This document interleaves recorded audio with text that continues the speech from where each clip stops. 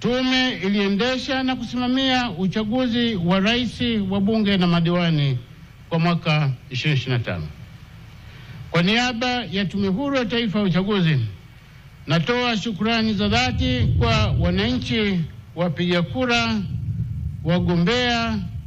na vyama vyote vya siasa vilivyoshiriki katika uchaguzi huu. Aidha, shukrani za pekee nizitoe kwa serikali ya Jamhuri ya Muungano wa Tanzania na wadau wa uchaguzi ambao kwa namna moja au nyingine wamewezesha Tume Huru ya Taifa ya Uchaguzi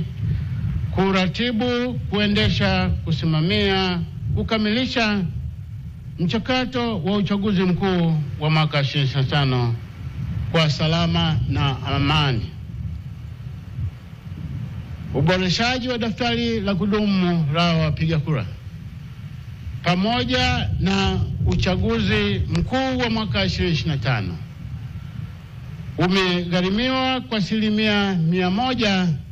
na serikali ya Jamhuri ya Muungano wa Tanzania. Jambo hili limeleta heshima kubwa sana kwa Tume Huru ya Taifa ya Uchaguzi pamoja na taifa kwa ujumla. Hii ni pongezi kwa viongozi na wananchi wa Jamhuri ya Muungano wa Tanzania. Tunatembea kifua mbele kwa kugharimia uchaguzi kwa 100%, na hili lilifanywa na rais mteule kwamba uchaguzi huu lazima ugharimiwe na sisi wenyewe kwa 100% ili kuleta heshima ya nchi yetu.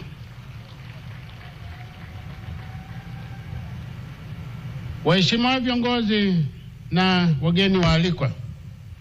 ibara ya 41 ndogo ya kwanza ya Katiba ya Jamhuri ya Muungano wa Tanzania ya mwaka 1977 inaeleza kwamba baada ya bunge kuvunjwa au kukitokea jambo jingine lolote lililotajwa katika ibara rejewa, italazimu kufanyika uchaguzi wa rais, ambapo kila chama cha siasa kinachopenda kushiriki katika uchaguzi wa rais kulazimika kuwasilisha kwa Tume Huru ya Taifa ya Uchaguzi jina la mwanachama wake mmoja kinayetaka agombee katika nafasi ya rais.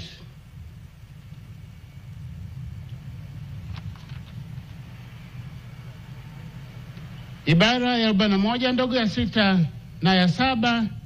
ya Katiba ya Jamhuri ya Muungano wa Tanzania inafafanua kuwa mgombea wa kiti cha rais atatangazwa kuwa amechaguliwa